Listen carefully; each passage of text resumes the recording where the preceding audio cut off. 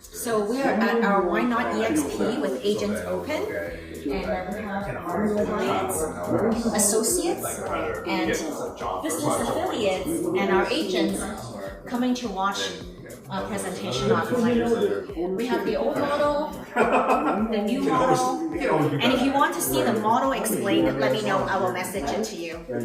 Thank you.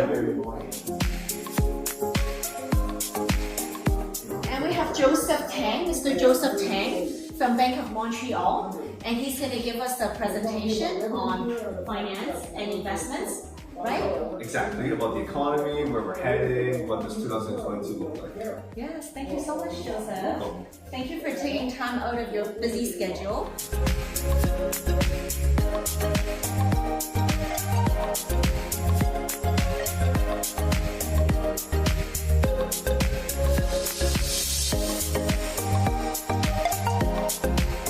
Everybody, I'm Melissa Wu from eXp Realty. Welcome to our Agents Open with an informational session today with CFA Chartered Financial Analyst from Bank of Montreal, Nabis Burns, Joseph Tang.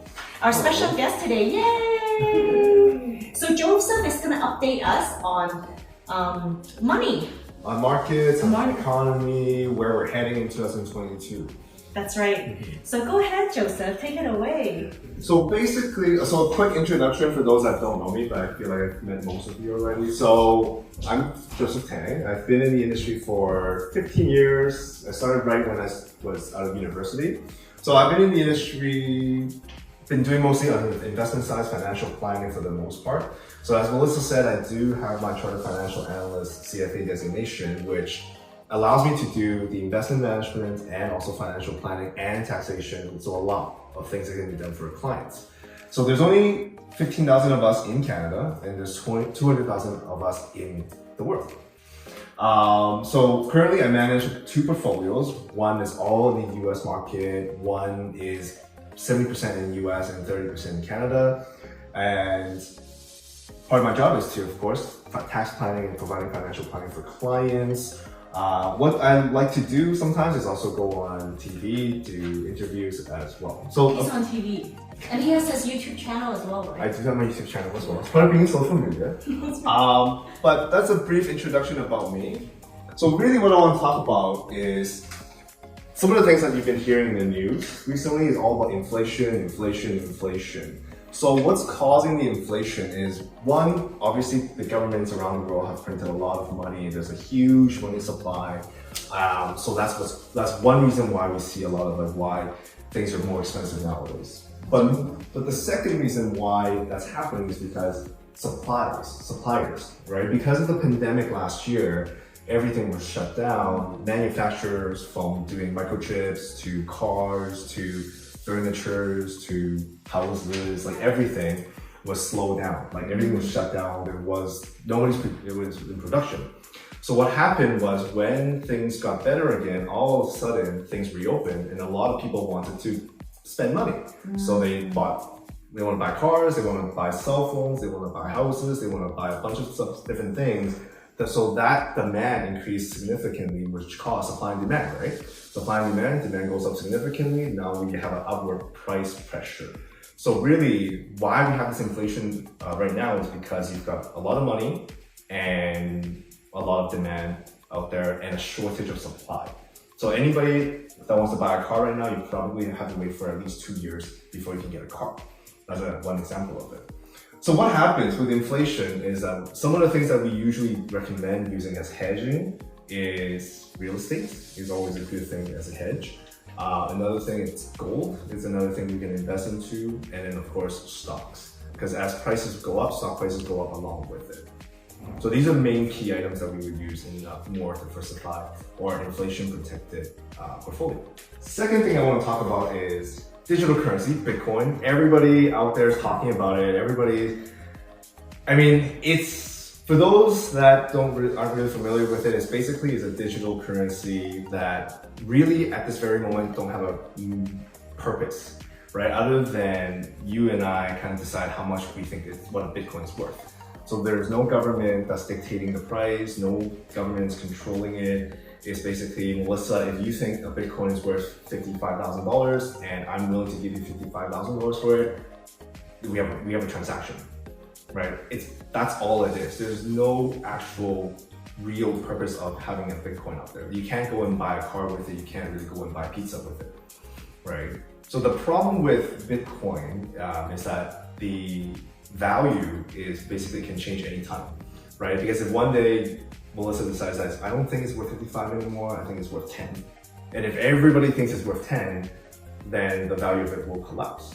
Or you have Elon Musk coming out and say, hey, I support Bitcoin, and then all of a sudden everybody believes in it, and then the price of it goes up. So you see huge fluctuation with digital currencies, Bitcoin being one of them. So it is a investment vehicle, but in terms of like, is it safe? I would say not really, because of the fluctuation.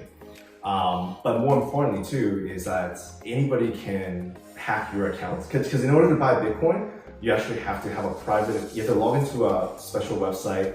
Then if that account gets hacked, you can possibly lose all your money.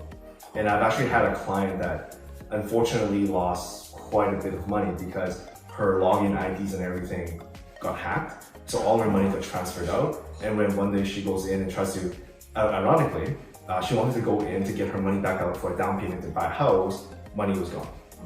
Wow. And there's also like a password. If you lose your password, the money can be lost forever, like a code or something, right? So it's a good, it's an okay investment vehicle, but in terms of like trying to get your money out, trying to protect your money. It's complicated. It's very complicated and it's not 100% safe, right? And you can, like I said, whoever comes out and say, hey, I don't support Bitcoin anymore, then all of a sudden this thing goes down in value, right? So just be aware there's risk with it. Now, rising interest rates, I'm sure most of us have heard that, well, with inflation, interest rates going to go up. So the Fed in the US and Bank of Canada have both said that they're going to raise interest rates in late 2022. So there's people that say rising interest rates is a problem. Yes and no to that. No, because when they raise interest rates, if it's only gradual increase, like 0.25, is actually good for the economy, because the only reason why why they want to raise the interest rate is because the economy is healthy. The economy can take a higher interest rate. So if they do gradual increases, it just shows that we're in a good position. Where if they increase interest rates by like 1%, 2%, then we have a problem, because that just means that they can't control inflation and things are getting out of control. So when people say rising interest rate is bad, not necessarily. It depends on how much they want to raise interest rates by. So with rising interest rates, then some of the things that we need to, obviously being in the real estate market, you have to be aware of, like, how does that affect mortgages? How does that affect the borrowing power? Those are some of the things you want to consider. Obviously, as advisors, you want to provide that to your potential buyers, to your clients. So some of the things we want to look at is, some of the companies like SpaceX or Virgin Galactic, or companies that actually don't make consistent profits or revenue, companies are actually going to be negatively impacted by rising interest rates, because if they're not making consistent profits and then the cost of borrowing goes up, then their profits are going down, then their stock price is going to be negatively impacted. So be aware of those like high-tech names that were really hot last year. They may no longer be hot this year or even next year. Time to adjust your portfolio. Exactly, bingo.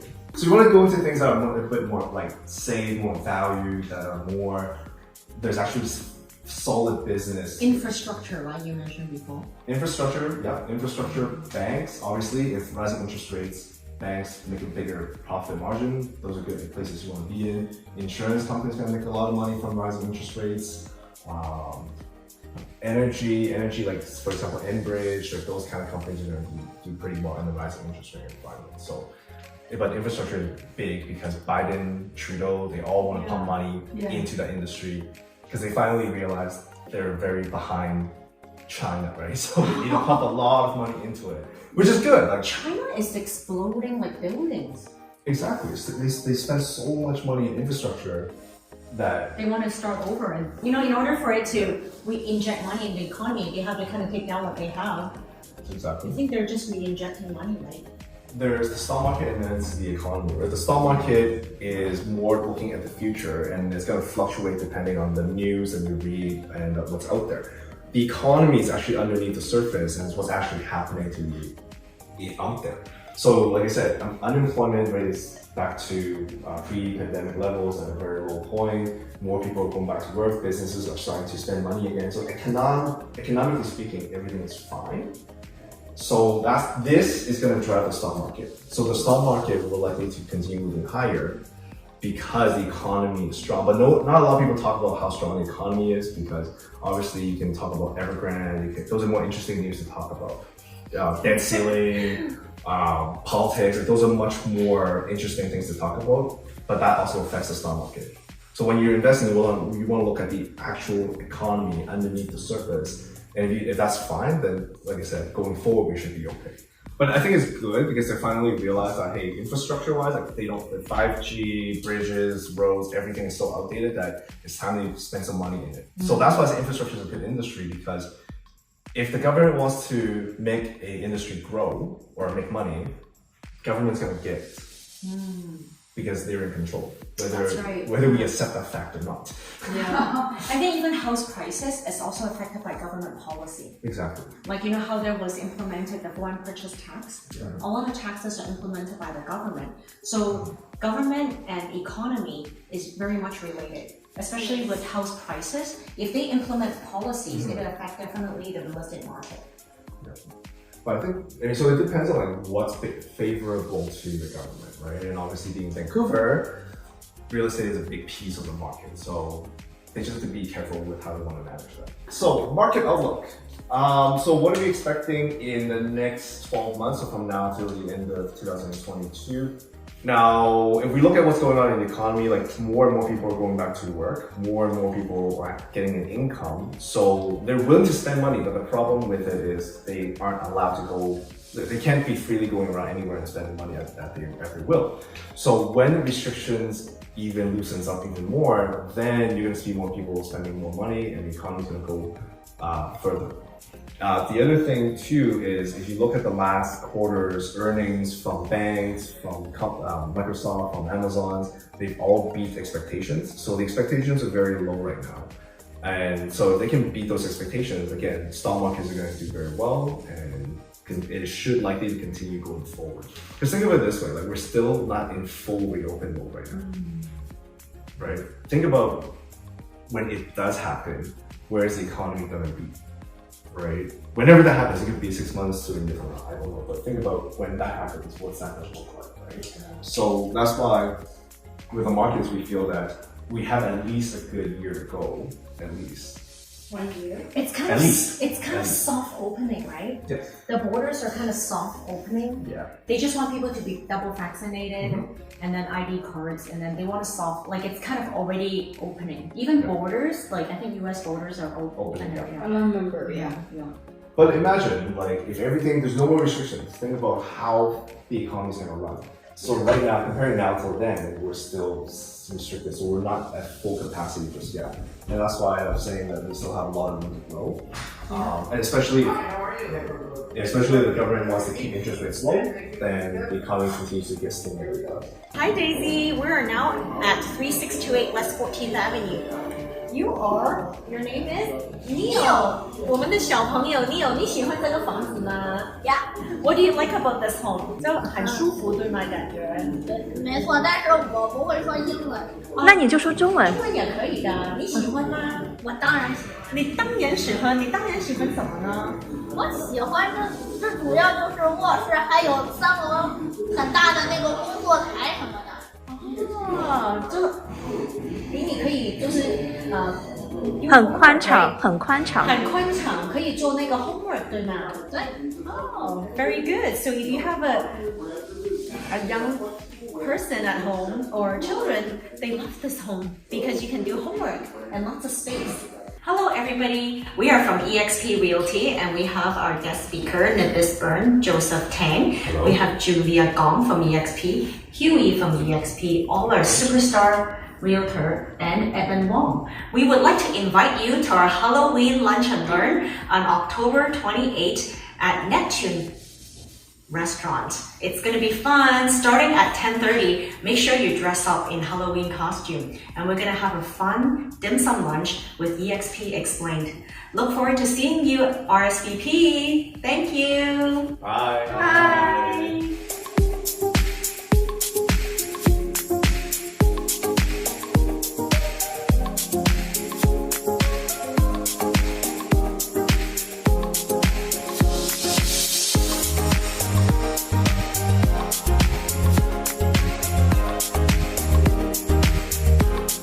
Hello, I'm Melissa Wu. Thank you for watching this video. If you like it, subscribe to our YouTube channel, share it with your family and friends, and smash the like button. Thank you.